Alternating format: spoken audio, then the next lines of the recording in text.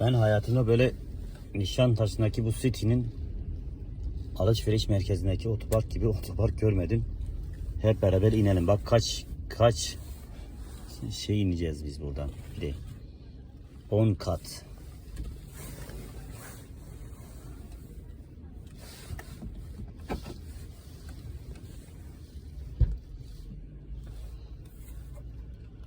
On kat ineceğim şimdi.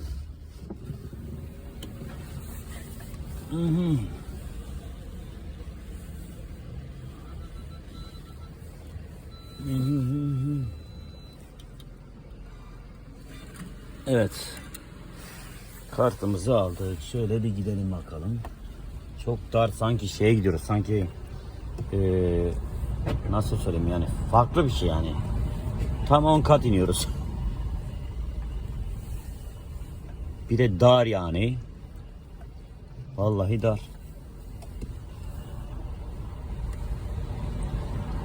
Neyse. 10 kat ineceğiz. 10 kat iniyoruz. City alışveriş merkezi. Çok ben diyorum ki, ben gerçi bunu YouTube sayfama mı koysam? Şöyle gidiyorum. Ama şey güzel yani, böyle dekor yapmışlar ya, böyle reklam panoları falan filan. Gayet güzel.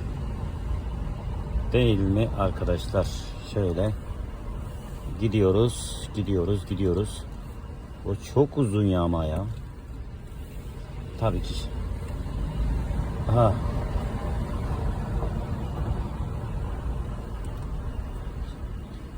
Sonra içeriden alışveriş merkezinden çıkacağız.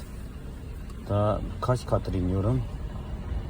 Daha otopark park edecek yeri bulamadık zaten, ama ikincisi daha çok gideceğiz. Daha katlara yeni giriyoruz yani, katlara. Şimdi 4-5 kat indik. 5. katında hizmetini, o başka bir şey. Dolu. Kaç yazıyor ya? 10. kat. Allah Allah. Vallahi bilmiyorum. Yani şöyle giriyoruz. Devam ediyoruz. Ya yer bulamıyoruz bir de. Yer bulsak problem değil de yer bulamıyoruz. Böyle gidiyoruz. Alt katlara doğru gidiyoruz.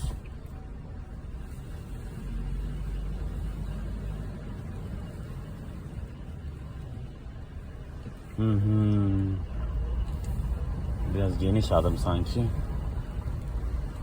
Evet. Ya yok yani, olsa park edeceğim. Park yeri de yok yani. Şuraya gireyim bakayım. İnan ki park yeri yok yani. İneceğiz. Şu an -6'dayız.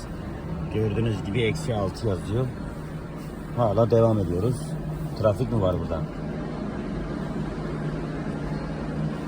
Arkadaşlar bu niye böyle park etmiş ki yani? Bu geri zekalı. Park yeri yok. Devam aşağı doğru. Aşağı doğru devam ediyoruz. Gittikçe iniyoruz. Şu an tabii kaçıncı kata indimin. Yani biz, abi bu nasıl bir şey ya? 7. kata geldik. Hala yer yok. Yani bu gidişle biz 10. kata da yer bulamayacağız.